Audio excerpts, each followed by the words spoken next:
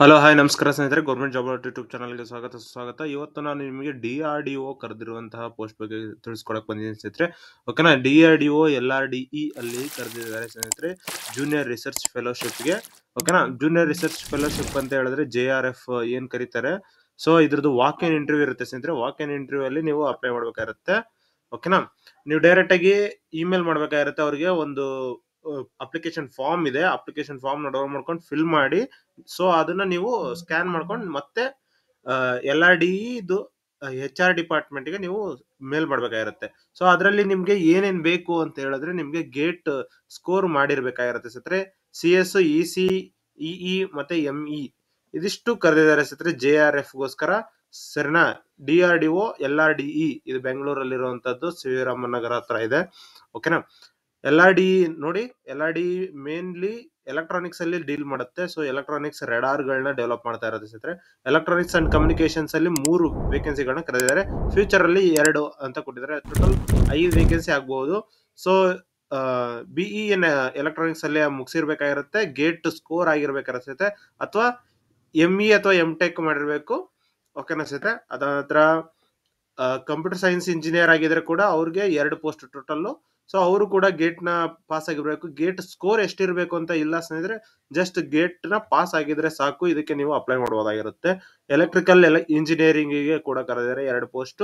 Mechanical ಕೂಡ 2 post ಇದೆ ಸ್ನೇಹಿತರೆ. ಓಕೆನಾ. 2 ಪೋಸ್ಟ್ ಇದೆ.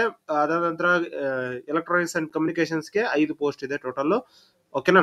ಆಲ್ ಆಲ್ಮೋಸ್ಟ್ 37,000 ರೂಪಾಯಿ ಪರ್ ಮಂತ್ ಅಂತ ಬರುತ್ತೆ. ಪ್ಲಸ್ HRA ಕೂಡ ಕೊಡ್ತಾ ಇದ್ದಾರೆ. ಓಕೆನಾ.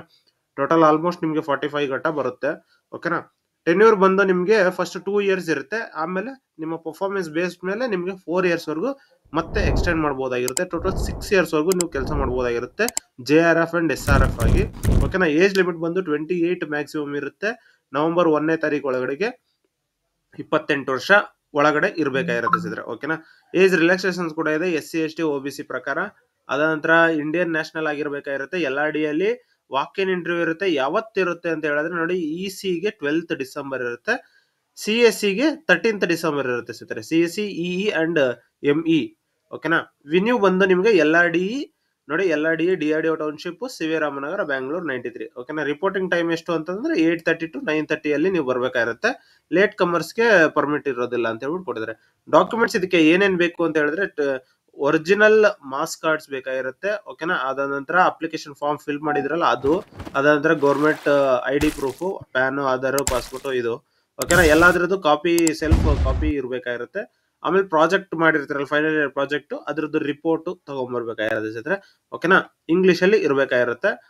ಅದಾದ ನಂತರ ನೀವು ಡಾಕ್ಯುಮೆಂಟ್ ವೆರಿಫಿಕೇಶನ್ 9:30 ಸ್ಟಾರ್ಟ್ ಆಗುತ್ತೆ ಸ್ನೇಹಿತರೆ. ಇಂಟರ್ವ್ಯೂ ಸ್ಟಾರ್ಟ್ ಆಗುತ್ತೆ, ರಿಟರ್ನ್ ಟೆಸ್ಟ್ ಇರುತ್ತೆ. ಸೊ ಅದನ್ನ ನೀವು ಕ್ಲಿಯರ್ ಮಾಡ್ಕೊಂಡ ನಂತರ ನೀವು ಸೆಲೆಕ್ಟ್ ಆಗ್ತೀರಾ ಸ್ನೇಹಿತರೆ. ಓಕೆನಾ. ಯಾವುದೇ ರೀತಿ ಎಲೆಕ್ಟ್ರಾನಿಕ್ಸ್ ಐಟಮ್ಸ್ ನೀವು ತರೋ ಹಾಗಿಲ್ಲ, ಮತ್ತೆ TADA ಕೊಡೋದಿಲ್ಲ. ಇದಕ್ಕೋಸ್ಕರ ಅಟೆಂಡ್ ಮಾಡೋದಕ್ಕೋಸ್ಕರ TADA ಕೊಡೋದಿಲ್ಲ. ಸೊ ಇದರಲ್ಲಿ ನೀವು ಸೆಲೆಕ್ಟ್ ಆದ್ರಿ ಅಂದ್ರೆ ನಿಮ್ಗೆ TADA ಎಲ್ಲದು ನಾರ್ಮಲ್ ಎಂಪ್ಲಾಯ್ ತರಾನೇ ನಿಮ್ಗೆ ಕೊಡ್ತಾರೆ ಸ್ನೇಹಿತರೆ. ಓಕೆನಾ. ಬಟ್ ಇದು JRF ಆಗಿರುತ್ತೆ, ಜೂನಿಯರ್ ರಿಸರ್ಚ್ ಫೆಲೋಶಿಪ್. ಓಕೆನಾ. ಯಾವ ರೀತಿ ಅಪ್ಲೈ ಮಾಡೋದು ಅಂತ ಹೇಳಿದ್ರೆ, ನೀವು ಈ ಒಂದು HRDE LRDE 2010@gmail.com ಈ ಒಂದು ಇಮೇಲ್ಗೆ ನೀವು 10ನೇ ತಾರೀಕು ಡಿಸೆಂಬರ್ ಒಳಗಡೆ ನೀವು ಮೇಲ್ ಮಾಡಬೇಕಾಗಿರುತ್ತೆ. ಅದಾದ ನಂತರ ಸಬ್ಜೆಕ್ಟ್ ಲೈನ್ ಏನಿರಬೇಕು ಅಂತ ಹೇಳಿದ್ರೆ, application for the post of JRF. CSE ಆದ್ರೆ CSE, EC ಆದ್ರೆ EC, EE ಆದ್ರೆ EE, ME ಆದ್ರೆ ME ಅಂತ ಬರಬೇಕಾಗುತ್ತೆ. ಅಪ್ಲಿಕೇಶನ್ ಫಾರ್ಮ್ ಅಂಡ್ ನೋಟಿಫಿಕೇಶನ್ ಇಲ್ಲಿದೆ, ಅದನ್ನ ಚೆಕ್ ಮಾಡ್ಕೊಳ್ಳಿ ಸ್ನೇಹಿತರೆ. ಮೆರಿಟ್ ಬೇಸ್ಡ್ ಅಲ್ಲಿ ಇರುತ್ತೆ. ಓಕೆನಾ. ಅದಾದ ನಂತರ ನೀವು ಇದನ್ನ ಅಪ್ಲಿಕೇಶನ್ ಫಾರ್ಮ್ ನ ನೋಡಿ ಯಾವ ರೀತಿ ಇದೆ ಅಂತ ಹೇಳಿ ತೋರಿಸ್ತೀನಿ. ಸೊ ಇದು ಅಪ್ಲಿಕೇಶನ್ ಫಾರ್ಮ್ ಆಗಿರುತ್ತೆ. ಇದೊಂದು ನಮ್ಮ LRDE ಒಳಗಡೆ ಇಂಟ್ರಾನೆಟ್ ಅಲ್ಲಿ ಇದನ್ನ ಬಿಟ್ಟಿರ್ತಾರೆ ಸರ್. ಅಂದ್ರೆ ಎಲ್ಲ ಯಾರಾದ್ರೂ ಬೇಕಾದ್ರೆ ಸೈಂಟಿಸ್ಟ್ಗಳು ಅವ್ರಿಗೆ ಗೊತ್ತಿರುವಂತಹ ಕ್ಯಾಂಡಿಡೇಟ್ಸ್ಗೆ ಕಳಿಸಬಹುದು ಅಂತ ಹೇಳ್ಬಿಟ್ಟು, ಓಕೆನಾ, ನ್ಯೂಸ್ ಪೇಪರ್ ಅಲ್ಲಿ ಬಿಟ್ಟಿರ್ತಾರೆ. ಓಕೆನಾ. ನೋಡಿ, LRDE ಕರೆದಿರುವಂತದ್ದು ವಾಕ್ ಇನ್ ಇಂಟರ್ವ್ಯೂ ಇರುತ್ತೆ ಜೂನಿಯರ್ ರಿಸರ್ಚ್ ಫೆಲೋಗೆ 2024. ಓಕೆನಾ.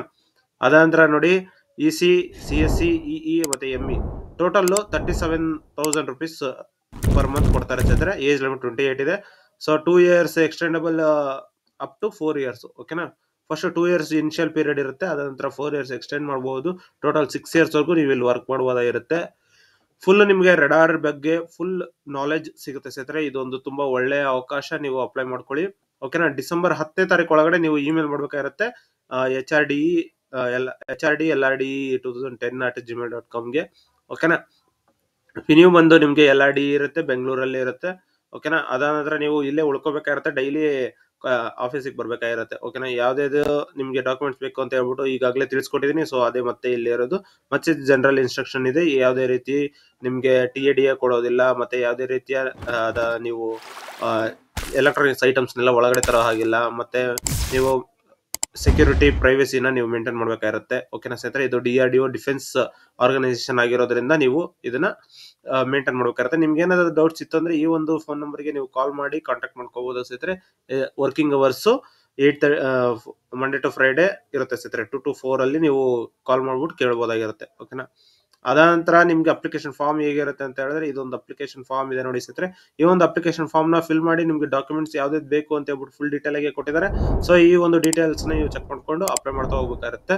ಓಕೆನಾ. ನೋಡಿ, ನಿಮ್ಮ ನೇಮು, ಪೋಸ್ಟ್ ನೇಮ್ ಯಾವ ಪೋಸ್ಟ್ಗೆ ಅಂತ, ಇದು ಪೋಸ್ಟ್ ನೇಮ್ ಏನು ಅಂತ ಹೇಳಿದ್ರೆ, ನೀವು ಈಗಾಗಲೇ ನೋಡಿದ್ರಲ್ವಾ ಇಲ್ಲಿ junior research fellowship CSC EC ಆ ರೀತಿ ಬರೀಬೇಕಾಗುತ್ತೆ. ನಿಮ್ಮ name, gender, date of birth, age, nationality, father name, mother name, married ಆದ್ರೆ ಮ್ಯಾರಿಡ್ ಆಗಿರುವಂತಹ ಸ್ಪೌಸ್ ನೇಮು, ಕ್ವಾಲಿಫಿಕೇಶನ್, ನಿಮ್ಮ ಫೋಟೋ, ಅದಂತರ qualification details 10th 12th BE MTech any other additional qualification ಆದ್ರೆ ಅವ್ರು ಕೂಡ ಬರೀಬಹುದು. ಡಿಪ್ಲೊಮಾದವ್ರು ಆದ್ರೆ ಡಿಪ್ಲೊಮಾ ಅಂತ ಇಲ್ಲಿ ಬರೀಬಹುದಾಗಿರುತ್ತೆ ಸ್ನೇಹಿತರೆ. ಓಕೆನಾ. GATE details, enrolment number, subject, appearance, score out of 100, qualified ಹೌದೋ ಇಲ್ಲ, ರ್ಯಾಂಕ್, ವ್ಯಾಲಿಡಿಟಿ. ಓಕೆನಾ. ಎಲ್ಲಿವರೆಗೂ ವ್ಯಾಲಿಡ್ ಇದೆ ಅಂತ ಹೇಳ್ಬಿಟ್ಟು ಕೊಡ್ಬೇಕಾಗುತ್ತೆ.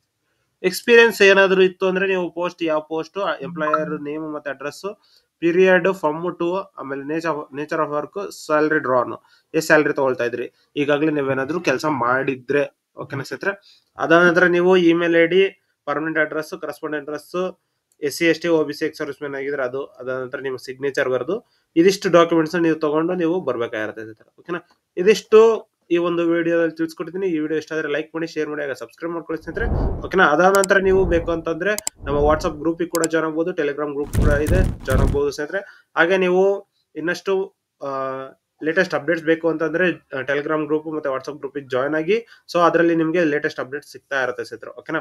ಇದಿಷ್ಟು ಈ ಒಂದು ವಿಡಿಯೋದಲ್ಲಿ ತಿಳಿಸ್ಕೊಟ್ಟಿದ್ದೀನಿ. ಧನ್ಯವಾದಗಳು ಸ್ನೇಹಿತರೆ.